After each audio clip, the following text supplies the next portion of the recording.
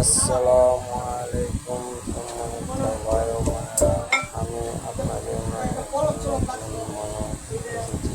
Video বানাতে পারি না, কিছু পারি না, আমার কণ্ঠ আছে না কোনো সময় কিছু নয় আমার, তবু আমি আপনাদের মাঝে আসতে চাই। আপনারা যদি দয়া করে আমাকে একটু লাইক কমেন্ট শেয়ার করেন তাহলে আমার জীবন ধন্য হবে।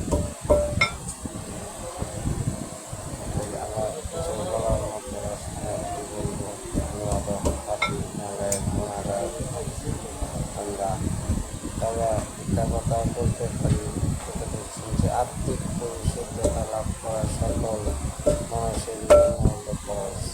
আমাদের সকল মানব জাতির জন্য খরচ। আমরা সকলে আত্মশুদ্ধ গুণা করে চলার চেষ্টা করবো, নফসের হেফাজত করার চেষ্টা করবো, কামনা করে আমি সকলের কাছে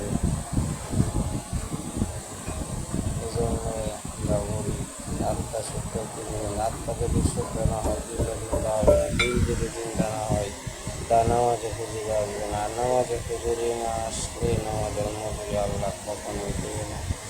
তাই আমরা আত্মা শুদ্ধ দিয়ে আমাদের সমন্বয় করে চলতে হবে। এখন যে বলুন ভাই, আমি আপনার অপেক্ষায় বসে গেছি, খাইতে গেলাম মোবাইলে।